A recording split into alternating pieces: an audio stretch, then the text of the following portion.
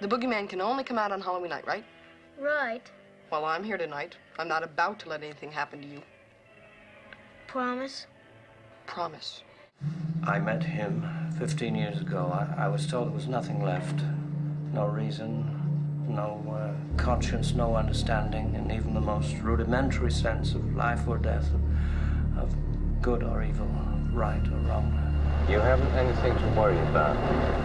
He hasn't spoken a word in 15 years. Are there any special instructions? Don't underestimate it. Don't you think we could refer to it as him? You're all right? Yes, I'm okay. He's gone. He's gone from here. The evil is gone. You've got to believe me, officer. He is coming to Haddonfield. I'm his doctor. You must be ready for him. Just on the chance that you're right. And if you are right, damn you for letting him go. You coming over tonight? Same time, same place.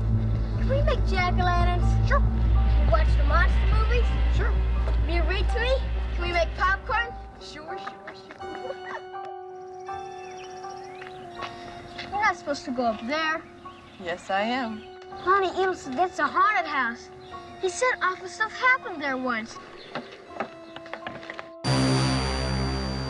Doctor, do you know what Haddonfield is? Families, children, all lined up in rows up and down these streets. Death has come to your little town, Sheriff. You can either ignore it or you can help me to stop it. You're telling me they're lined up for a slaughterhouse? They could be. Well, are we still on for tonight? The Wallaces leave at 7. I'm babysitting the Doyles. It's only 3 houses down. We can keep each other company. Oh, terrific. I've got 3 choices. Watch the kids sleep, listen to Linda screw around, or talk to you. Tommy, Halloween night, it's when people play tricks on each other. I saw the boogeyman. I saw him outside. You know, it's Halloween. I guess everyone's entitled to one good scare. Bulletin wouldn't stop a 5-year-old. Well, he was your patient, Doctor, and precautions weren't strong enough. You should have told somebody. I told everybody! Nobody listened. There's nothing else I can do. You can get back in there and get back on that telephone and tell them exactly who walked out of here last night. Oh, God, help me, please! Please! Please help me!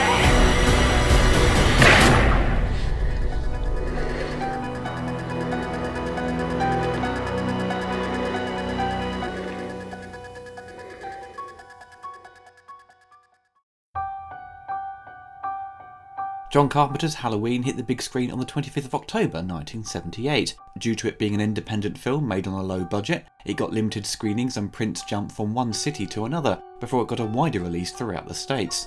It made its way to the UK in late January of 1979. Produced for around $300,000, it managed to eventually gross $17 million worldwide, becoming one of the most successful independent films ever made at the time, thanks to strong word of mouth and despite little advertising. But critics were mixed on the movie upon its initial release, stating it lacked sophistication, it felt tediously familiar, and it was deemed a flop. Thankfully, 2 critics came to its rescue. Tom Allen of The Village Voice praised its direction and visual style, comparing it to Hitchcock's Psycho, and Roger Ebert, who had become a more vocal critic of the slasher genre during the 80s, gave it a glowing review rating it 4 stars, and he put it on his list of best movies of 1978. Once more positive reviews were published, word spread quickly, and it became a massive hit. Halloween was largely responsible for the popularisation of the new wave of slasher films in the 80s, and it in turn spawned 7 sequels and a remake that also had a sequel. The movie popularised many tropes that have become completely synonymous with the slasher genre. It helped to popularise the final girl trope, the killing off of characters who are sexually promiscuous, and the use of a theme tune for the killer. Halloween became the blueprint for success, bringing us the likes of the Friday the 13th and Nightmare on Elm Street series, and later satirised in Wes Craven's Scream. The film's success opened the door for many of the filmmakers involved. John Carpenter was seen as the new hot director in town, and became one of the most respected directors of the 1980s. His work built a large following, with many of his movies being regarded as cult classics, and remaining highly popular to this day. Before Halloween, John Carpenter had directed the exploitation action thriller Assault on Precinct 13, which didn't get much recognition in the USA and hadn't performed well, but luckily found an audience at a film festival in London, where it received rave reviews and managed to gain success in Europe. Independent film producer Erwin Yablans and financier Mustafa Akkad were impressed with Assault on Precinct 13 and approached Carpenter to direct a film for them about a psychotic killer that stalked babysitters. Carpenter agreed but had a list of demands before taking the job. He wanted full creative control and to have his name above the title.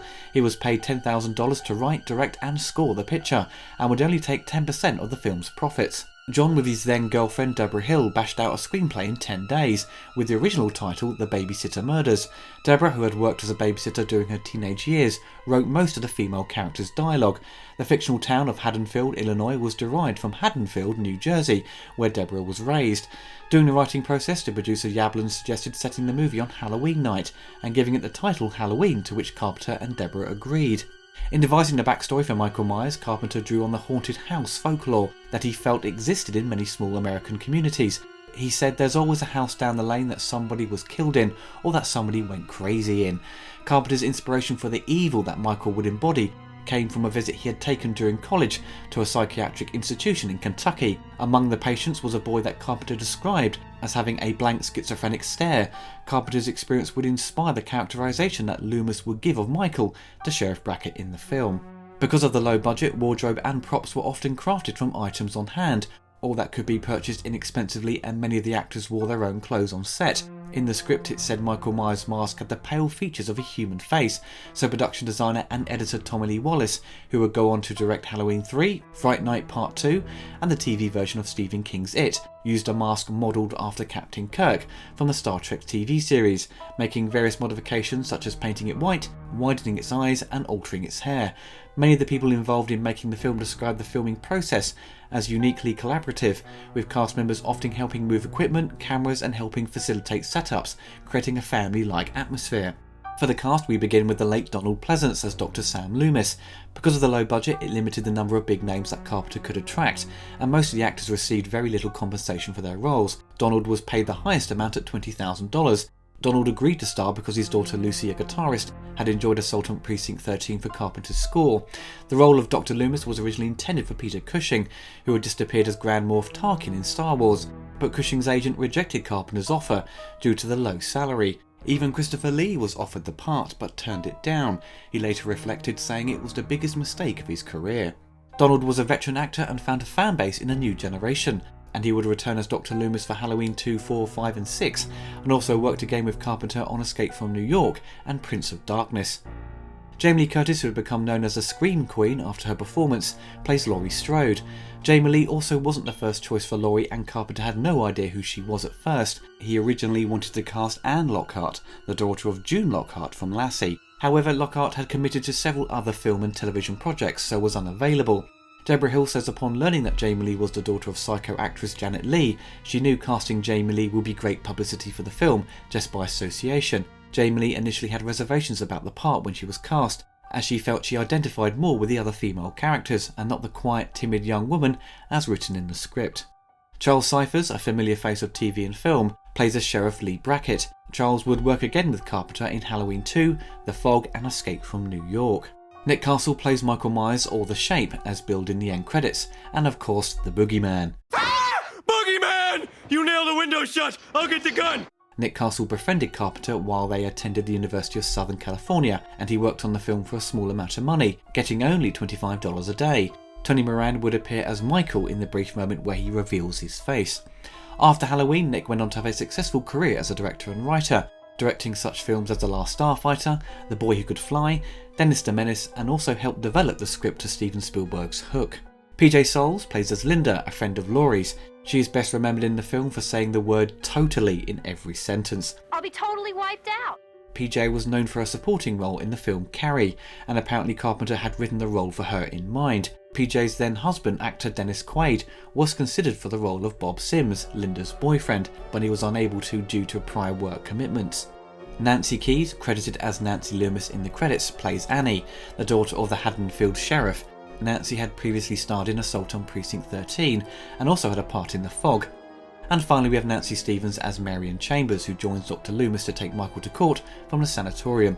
Nancy would return as Marion in Halloween 2 and H2O. Halloween was filmed in 20 days over a 4-week period in May of 1978. The film made use of the new Steadicam, at the time called the Panaglide, which was created in 1975 and first used on the film Bound for Glory. This new system helped the filmmakers move around the spaces smoothly. Filming locations included South Pasadena, Garfield Elementary School in Alhambra, and the cemetery at Sierra Madre, California, and an abandoned house owned by a church student as the Myers House. 2 homes on Orange Grove Avenue near Sunset Boulevard in Hollywood were used for the film's climax, as the street closely resembled Midwestern streets. Because they were shooting during the spring, the crew had difficulty finding pumpkins, and artificial fall leaves had to be reused for multiple scenes. When it came to editing, the scenes all came together with hardly any left on the cutting room floor, as Carpenter had planned every shot carefully due to the limited budget. During post-production, they made a few changes to the ending to hint that Michael hadn't been killed and that he was still out there. The film was previewed in rough cut form, with no score, and without it the film was completely ineffective. A couple of studios who had the chance to view it weren't impressed, but once Carpenter added the music, it transformed the film into the horror classic it is today. The film opens on Halloween 1963 in the town of Haddonfield, Illinois. A young Michael Myers dressed in a clown costume and mask is watching his older sister Judith and her boyfriend through the window of their house, and for seemingly no reason he stabs his sister to death with a kitchen knife after the boyfriend leaves. Jumping ahead 15 years, on October 30th, 1978, Michael's psychiatrist Dr. Loomis and his colleague Marion Chambers arrive at Smith's Grove Sanatorium, where Michael has been held ever since his crime, to be escorted to court. Somehow Michael has managed to escape in a mass breakout from the sanatorium, and he steals Loomis's car in the process. Dr. Loomis knows where he is going and warns the police they have to be ready for him. The next day, back in Haddonfield on Halloween, Michael spots Laurie Strode from his dilapidated childhood home and begins to stalk the high school student. Throughout the day, Laurie notices Michael outside her school and following her on her way home, but her friends Annie and Linda dismiss her concerns. Loomis arrives in Haddonfield in search of Michael, finding along the way that Michael has already killed, taking a uniform from a mechanic. After discovering that Judith Myers' headstone has been stolen from the local cemetery, Loomis meets Sheriff Lee Brackett, who is dealing with a robbery from a local hardware store where knives, rope and a mask have been stolen. Loomis warns him of Michael, and although the sheriff is skeptical, the two begin their search at the former Myers house. Loomis tries to explain about the danger this killer poses, explaining that Michael is pure evil, so Sheriff Brackett decides to help, patrolling the streets while Loomis waits and watches the house, expecting Michael to return home. Later that night, Annie and Laurie are babysitting across the street from each other. Laurie tries to calm an upset Tommy, who has been warned of the boogeyman by his school bullies, convinced he has seen someone from the window. All are unaware that outside Michael is waiting and he is ready to kill. In 1980, the television rights to Halloween were sold to NBC, and the film appeared on television for the first time in October 1981. To fill the 2-hour time slot, Carpenter had to add additional scenes totaling just over 10 minutes worth of new footage from the production of Halloween 2. The newly filmed scenes included Dr. Loomis at a hospital review of Michael Myers as he warns the board of Michael's true intentions and complains of the poor security at the hospital. Dr. Loomis is then seen talking to a then 6-year-old Michael at Smith's Grove, saying he may have fooled the board but not him. Another extra scene features Dr. Loomis examining Michael's abandoned cell after his escape and seeing the word sister scratched into the door, which sets up the connection he has to Laurie Strode and why he is after her. Finally, a scene was added in which Linda comes over to Laurie's house. She is paranoid, feeling like she is being followed. The new scene showed Laurie wearing a towel around her hair, as Curtis had a much shorter hairstyle than she had in 1978. These scenes do actually fit nicely into the original cut, but ultimately don't improve upon the movie apart from making the family connection between Laurie and Michael, which takes away the surprise in Halloween 2.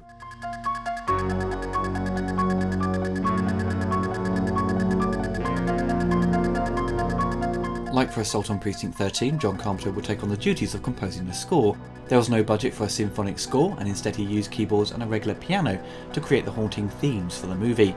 The theme was a 5/4 time signature, which is repetitive and simple but very effective. The score for Halloween was recorded at Sound Art Studios in central LA, with the assistance of co-producer Dan Wyman, who was a music professor. Due to a lack of available technology, budget and time, the two composers were forced to compose on the spot in the studio, without reference to the actual picture or the ability to synchronize image and sound. It took Carpenter just 3 days to compose the entire score for the film. Tommy Wallace got sick of its repetitive sound when editing the picture. Having to hear it every day drove him nuts, but he totally appreciated how effective it was. The Halloween theme is iconic, very simple, and it works. It's often the most simple theme that always gets stuck in your head and becomes an important musical piece for a film, remembered over the years. Without the score, the movie doesn't work at all and shows how important it is to the film, and in general when you're dealing with the horror genre. However, listening to the score by itself, there isn't much variety and it's very repetitive. One track will sound very similar to the next. My favourite piece is when the movie cuts to Haddonfield on Halloween. It's a very slow and haunting track and works wonderfully. Halloween is an example where the score perfectly complements the film and makes it deliver on what it's trying to do. But as a separate album, it's not quite as effective. I think for the sequels there was more time and money available, so the soundtracks began to offer more variety in their musical styles, and they didn't sound too repetitive. The soundtrack was first released in the USA on vinyl in October 1983, with 11 tracks totaling 33 minutes of music, and came to CD in 1985. This edition was re-released in 1990, with a new remastered edition arriving in 1998 for its 20th anniversary, and expanded with a total of 28 tracks. The Halloween soundtrack is very easy to get hold of on CD, but surprisingly if you want to buy a digital copy, it's only available in the original release with 11 tracks of music, so if you want the expanded version, have a look on Amazon. Now before I get to my final thoughts on the film, let's discuss the sequels. Like many of the slasher films of the 80s, they all had sequels that were rushed, forgettable, cheap, and just throw continuity out the window to make a quick buck every year. Halloween was no exception. There were 7 sequels and a remake that also had a sequel. Now I'm not going to go through all of them in detail as I'll be here all day, but if I was going to recommend any, I would say Halloween 2, which is set on the same night as the first movie and takes place in a hospital. Laurie is taken there after her ordeal, but Michael is still after her. I did review this film a few years ago, which you can find on my channel. The other movie I would recommend is probably H2O, which ignores all the sequels and follows on 20 years after part 2. It's not a brilliant film, but frankly it's slim pickings with this long-running series. Halloween 3 struggled to do something different after Michael and Dr. Loomis were very clearly killed at the end of part 2, so they attempted to create something original and experimental, which I appreciate, but it failed miserably as everyone just wanted Michael Myers back, so for part 4 they brought him and Dr. Loomis back from the dead. Apparently they didn't die in that fire, they just got a little bit crispy. Some Aftersun will sort that right out. Halloween 4 to 6 try to expand Michael's backstory, revealing Michael is driven by the Curse of Thorn, which forces a person to kill their entire family in order to save all of civilization. He is introduced to his niece, who apparently has a psychic link to him. These films are for the most part are bad. Number 6 is just a mess with its editing, due to studio interference with 2 cuts available and both being unsatisfying. The fans deviate more towards the producer's cut. What makes these movies almost bearable for me is Donald Pleasance, who's always a joy to watch, even though his performance can be a bit hammy in places, which adds a bit of fun to his scenes. Halloween Resurrection, released in 2002, is laughable. Set 3 years after the 7th instalment, H2O, Laurie is killed off in the first act and Michael travels back to his family home in Haddonfield, but finds a group of college students filming an internet reality show, and of course he decides to kill them all. When you have a scene with Busta Rhymes battling Michael Myers, you know the series has lost all credibility. Well, I think it lost it years ago, but it was clear these movies had gone in the wrong direction since the early days of Carpenter's original vision, and it pretty much killed off the series, which I think most people already felt it had run out of steam and outstayed its welcome. A remake of the original Halloween was released in 2007, directed by Rob Zombie, focusing on the events that led Michael Myers to kill his family. Admittedly, it starts with a different take, focusing on him as the lead character, giving him a lengthy backstory. However, once he escapes, it falls into familiar territory, following the same beats of the original script, with a few changes here and there so it's not too familiar. Horror films often clock in at about 90 minutes, that is the sweet spot, but this runs to 2 hours like it's some epic origin story. Michael Myers is portrayed as this huge guy towering over everyone, and looks like The Undertaker from WWE. John Carpenter later reflected on the movie, saying it took away the mystique of the original story and Michael as a character. He felt he should be a force of nature, something supernatural, and that Michael was way too big. Rob Zombie's version is a competently made film, but is mean-spirited, many scenes done in bad taste, and it lacks any charm. I didn't find it an enjoyable experience. I did, however, like Malcolm McDowell as Dr. Loomis, which I thought was good casting, and he provides a great performance channeling what Donald Pleasance had done, but changes up the character a bit to fit the new narrative. In 2009, a sequel to the remake titled Halloween 2 was released. Like the 2007 film, most of the characters are unlikable. The film tries to do something different, but was pretty much hated by the fans, and it even had Michael speak, which is a first for the series. Now for the 40th anniversary, Halloween is back with a new sequel titled Halloween. Surely come up with a different title, guys. This new one, produced by Blumhouse, is set 40 years after the events of the first movie. Michael has escaped from the institution, again, and is out to kill Laurie, again, who has been preparing for his return all this time. If you want to know my thoughts on this movie, you can find my review on this channel. I never saw Halloween growing up. I was always aware of the series, seeing the sequels 4 and 5 at my VHS rental store, but I don't think they even had parts 1 and 2. Even having an older sister who would rent horror movies for sleepovers, she would often go for the Elm Street franchise, so the films were off my radar for a long time. It wasn't until the Anchor Bay DVD that was released in 2003 that I got my chance to watch it at 21 years old. I had tried a few years earlier, but the Criterion Collection Laserdisc was a bit pricey. Having already been a fan of John Carpenter, seeing his work on The Thing and Big Trouble in Little China, I was intrigued to see Halloween, having heard so many good things about it over the years, and it being featured in so many top 10 horror lists in magazines and TV shows. Seeing Halloween as an adult for the first time meant the film wasn't scary enough to freak me out, but it was successful in creating an unsettling atmosphere and was genuinely creepy. Seeing the shape just standing there looking at Laurie or standing outside the house as she peers out the window, it's something that would freak anyone out if it happened to them. The moments I love in the film was when John Carpenter finds ways to hide Michael in the shadows and seeing him slowly emerge from behind something to attack. It just gets that great panicked reaction from an audience who can see him coming, but the character is blissfully unaware. John Carpenter always worked with CinemaScope for his features, not including his last film The Ward. John has a great eye for capturing the right angles and filling the frame. He doesn't shoot in extreme close-ups, just wonderfully wide shots to make a small picture seem bigger in scale. Combined with Dean Cundy's cinematography, they make a cheap movie look $1 million. And when night closes in, that's really where the lighting and visual style work best. Everything is so perfectly composed, capturing many scenes that would become iconic moments over the years. Many shots from the movie could be a perfect photo, t-shirt or poster. John Carpenter made the right decision to withhold much of Michael's motives and his way of thinking. It's left as a mystery and the audience can make up their own minds and create a backstory in their head. It always creates an interesting discussion after watching it. As we know, the sequels try to explore and expand Michael's backstory with mixed results, but it's never what you expected. And as we've seen so many times before with origin type movies, it's best to leave it as a mystery. With all the monsters of cinema, the more you know about their character and try to create sympathy, then it just dilutes to horror. There are cases where it's possible, but in the case of Michael Myers, the less we know, the better. The design and look of Haddonfield is the familiar idealistic view of America, that domestic paradise that cinema believes everyone strives for and wants. But 80s horror film directors reveal it's all a facade. These films mock and break down the security and bliss of middle-class domestic life, having these monsters attack people in their homes where they should feel safe. They show that in reality, behind closed doors, no one wants to help their neighbours and wants to be left alone.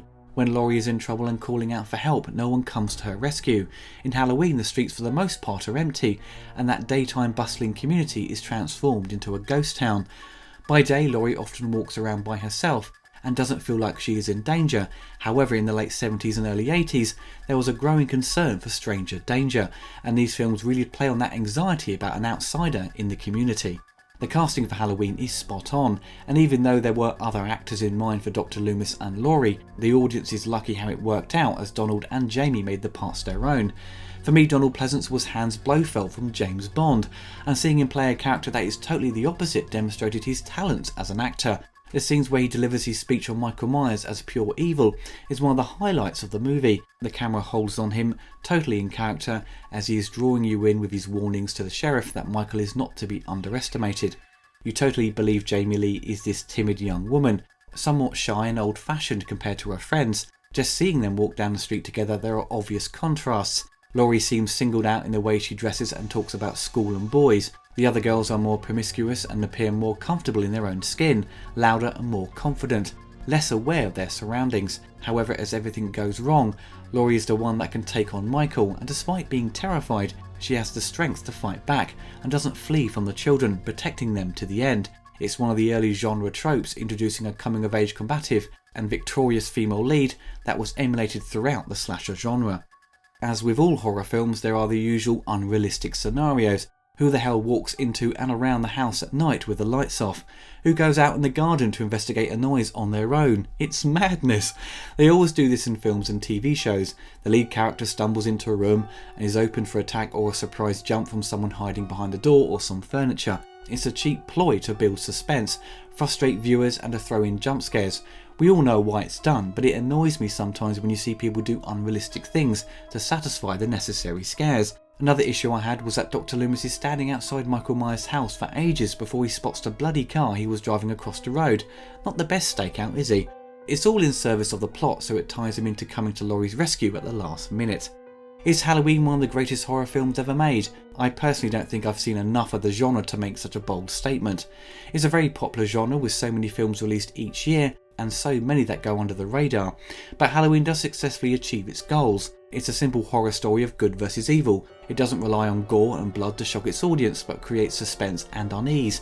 It's a good honest horror film in a classic sense. It doesn't feel exploitative or doing things for their shock value. I see a filmmaker who has a love for the genre and is trying to bring something new to the table. It treats the audience with respect, knowing when to scare them and not doing it non-stop just for cheap thrills, and throwing out all these tricks in the first act. If you are a fan of horror, then John Carpenter's Halloween is most probably part of your collection, and you are familiar with how it was made. It's a film that clearly influenced cinema at the time and brought in a new generation of fans to the genre, but also redefined it, bringing in new themes and tropes that others would emulate. It inspired a lot of copycats who felt they could do the same on a small budget, but Halloween works in spite of this. It's the talent behind and in front of the camera that made it succeed. For a film that is 40 years old, it's still effective in creating a creepy atmosphere that has in the shadows an unstoppable force that will never satisfy its desire to kill. All the sequels have tried to emulate its success and failed. It's an example of capturing lightning in a bottle, and lightning never strikes twice.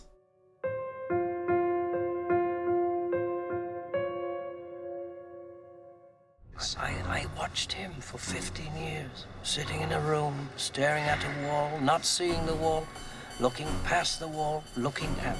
This night, inhumanly patient, waiting for some secret, silent alarm to trigger him off. Where were you? I went to the Myers house. I found the car. He's here. Where? He's 3 blocks down. You go around the back of the houses. I'll watch the front. Go on!